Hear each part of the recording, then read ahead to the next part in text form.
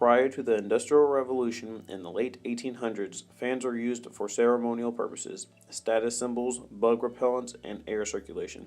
Many early fans were well decorated and constructed with natural elements like bamboo and palm leaves. It wasn't until the late 1800s, with the introduction of electrical power, that personal electrical fans were created.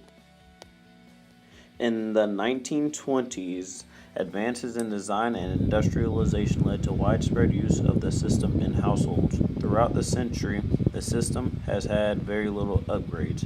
It wasn't until the late 1900s that the fan was beginning to get replaced by air conditioners.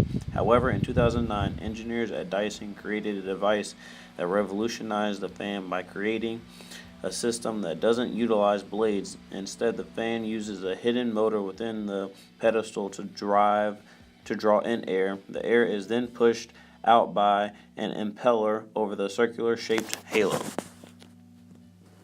Next, I will explain the spatial arrangement of a fan at USMA. First, we have the metasystem, the USMA barracks. Next, we have the system of a fan and barracks rooms. Next, we have subsystems, housing of the fan, and for rooms we have a computer and an iPad. For elements of a fan we have blades and motor. The classification of this system is physical, non-living, man-made. Next, I will describe the system boundary diagram. This system is an open system, meaning that it is affected by the environment. The input from the environment would be hot cadets, specifically during the summer. Entering the boundary is the USMA barracks. Internal feedback would be the temperature in the barracks rooms during the summer. External feedback would be the weather. Output of the environment, cadets that are cooled off. First, we have the system up in the top left, the fan. It uses blades, a motor, a housing unit, and electricity. With electricity, it is created by a power grid. The housing and the blades are formed by molds, and the parts for the motor are all put together at a plant, which then are distributed to sellers and then lastly purchased by consumers, which in this case are cadets. The visibility of this system, which is a fan, is considered white box because it is easily understood and transparent what goes in and what comes out of the system. Stage 1 of the life cycle is the established phase. In this phase, the reason for the system is because of the hot temps. The stakeholders in this stage are cadets at USMA, which are the user, consumer, and owner. And the risk during this stage is a technical risk. Stage 2 is the develop stage. Cadets push the command team for fans. The stakeholders during this stage are the USMA cadets, which are the clients, and the Commandant of Cadets, which is the decision authority. The risk during this stage is technical. Stage 3 is the develop and design phase. Cadets are allowed to have fans and policies are passed.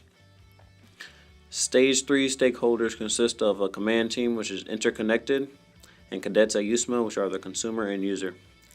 Technical risk is during this stage. Stage 4 is the produce phase. C-Store produces or purchases fans for cadets.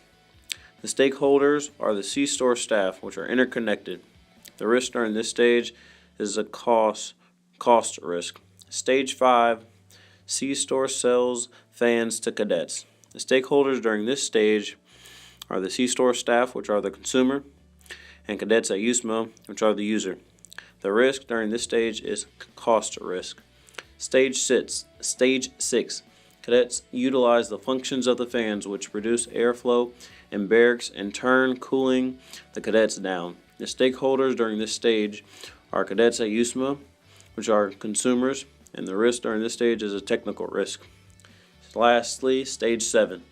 With the construction of the new barracks, fans are becoming less likely to be used because the new barracks have air conditioning. Stakeholders during this stage are USMA cadets, which are the user and consumer. The risk during this stage is a schedule risk. An ethical consideration that should be taken into effect when implementing this system is solely based on the C-Store staff and how much they should charge for each fan. After analyzing the system of a fan, it is easy to say that this system is a success because over a countless number of years, it has provided users with a solution to hot weather. Ladies and gentlemen, this concludes my presentation. I hope you all enjoyed. Thank you for watching.